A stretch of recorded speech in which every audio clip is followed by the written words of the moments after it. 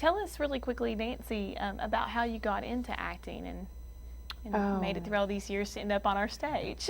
Oh my gosh, it's been a long road. I don't know.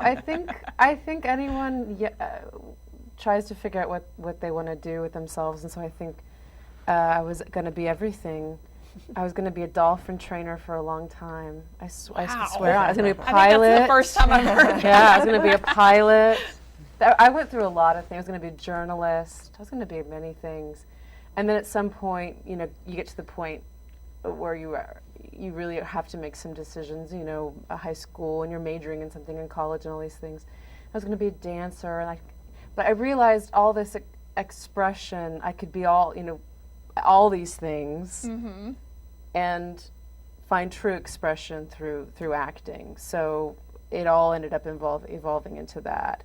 And so it's just what I ended up choosing through my major through college, and then just never really let it go after that. So I've been doing it. That's the only thing I've done since I could do anything, on my own. I mean, before I could drive, I was acting. So just kind of found me, and I found it, and it was kind of a perfect fit. Okay.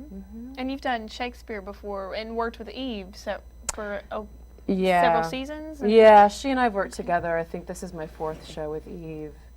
And again, that was a kind of another evolution. I started acting, but then I started, acting and tried all kinds of different things in different ways. But I really enjoy doing classical theater. I find that to be fascinating and really important to be doing.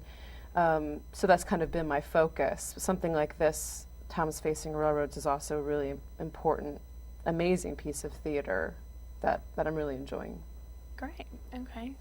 And Joanne, you had mentioned before that you've been to the Rep before, and you were in All My Sons, and you were also in the last production on our second stage. Oh, that's right. So this is sort of cool to kick off our second stage season. Yeah, it is. With an actress who was in the last show that we ran up there, and you played Vivian Baring in Wit. Yes. And I still hear people talk about how great it was. Oh, that's a fantastic script. It's just a wonderful show. And it's one of those theater experiences, if you can make it through it, it's hard not to be captivated by it. Has to do with the experience of dying, basically. Right. Well, how did you get into the whole business? Well, I'm trying to choose which part of the story to tell. You can't tell everything. I can't tell everything. I did grow up in a small town that happens to be located near Ashland, Oregon, which is the home of the Oregon Shakespeare Festival, which in this part of the country, I don't know if people know much about, but it does happen to be the largest repertory theater company in the country. There are 3 stages there, and it's got a 10-month season, et cetera, et cetera, et cetera. Anyway, as a kid, I went to plays there, and I remember thinking and writing in my diary that I was going to be an actress when I grew up and play Rosalind in As You Like It, which unfortunately I never got to do. Oh no! Because then life. Oh, I don't think so. I think I'm too long in the tooth, Joe. It would be a nice idea. But then life intervenes, and you go on your merry way. And my college degrees were not in theater, although I kept up with my dance training. But I ended up being married to a man who had a career in theater. And to keep myself occupied, I became a member of a dance company that was associated with the theater, which meant that I was free to audition for plays, which I started to do.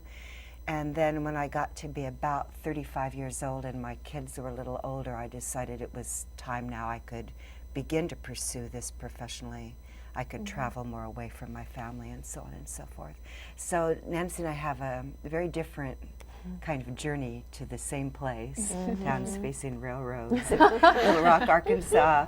And so I guess there are many, many roads, to this kind of life. Well, and Joanne said something, if I may repeat it, at the talk back the other day we had students come and see the show, which I thought was a really neat experience.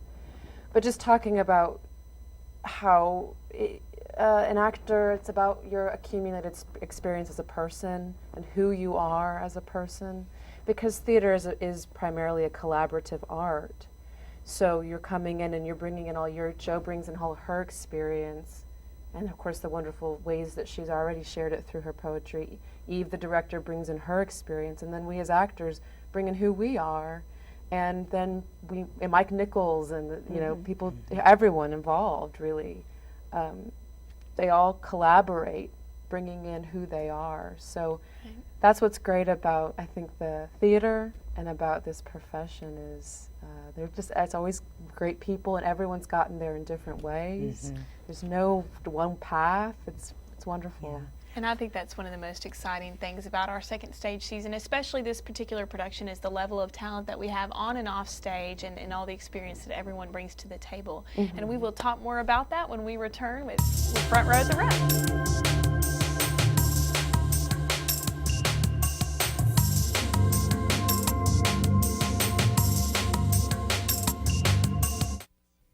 We used to get really stressed about missing our TV shows. While we're young. Then we tried dealing with it.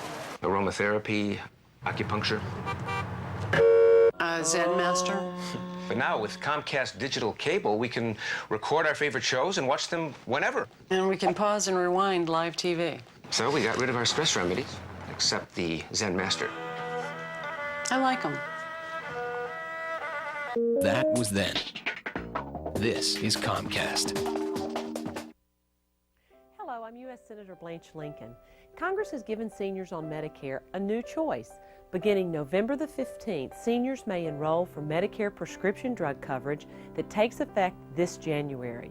If you have questions about how Medicare compares to your existing drug coverage, or if you want to learn how to enroll, I urge you to call 1-800-633-4227 today. 1,000 young leaders. In cities across the nation. City Year. 1 year. Full-time. Mentoring. Inspiring. Organizing. City year. Transforming. Teaching. Motivating. One incredible. Life-changing year. in a lifetime of service. Sure, someday you'll change the world. Well, welcome to Someday. City year. City Year. City year. City Year. Is this your year?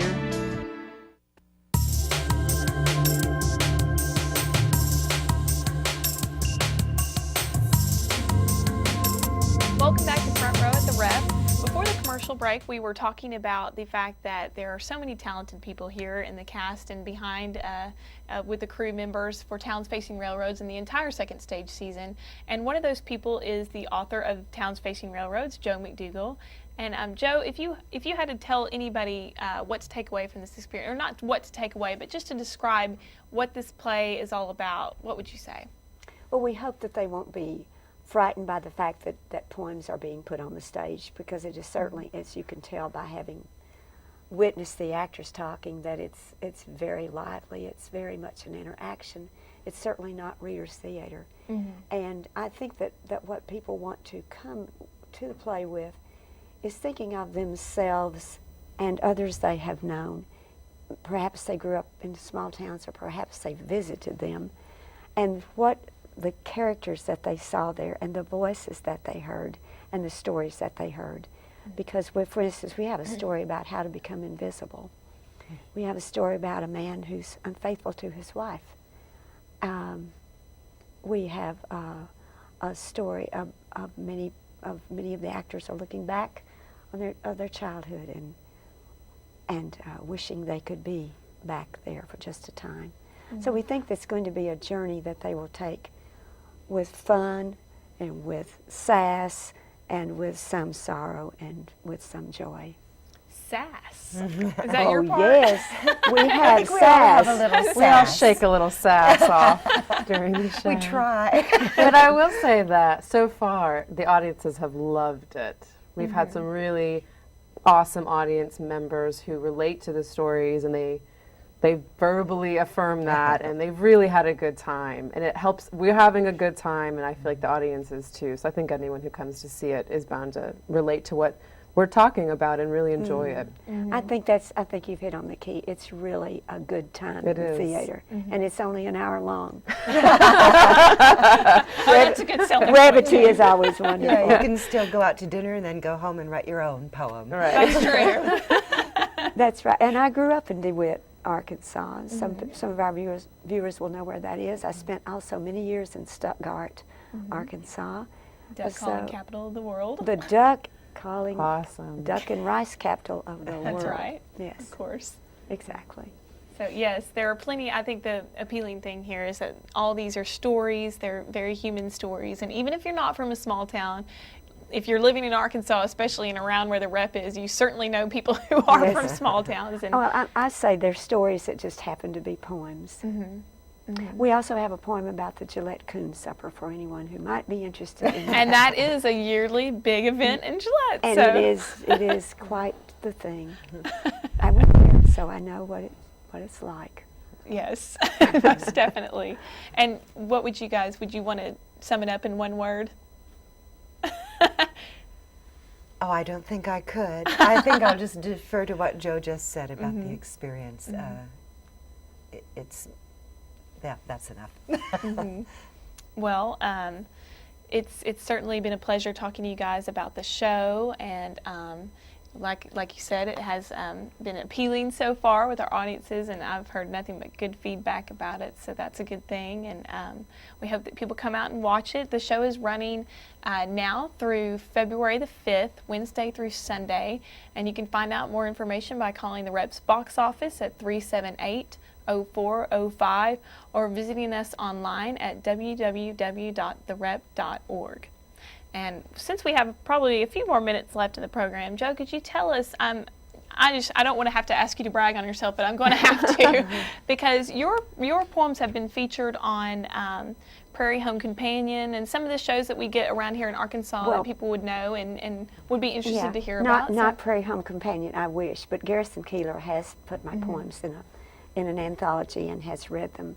I also wanted to, talking about readings, I am doing some readings at the Rep Sunday night at 6. Sunday, January 29th. January 29th, and Monday, January the 30th at 7 p.m. at Medium's Gallery on Kavanaugh.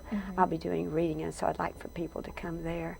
Okay. But yes, the meeting with Garrison Keillor, that came about through the Literary Festival, which is one of the sponsors of this show, Towns Facing Railroads. Thank you for reminding me to thank the Arkansas Literary Festival. And I thank them for having Garrison Keillor here in Little Rock, and I got to meet him.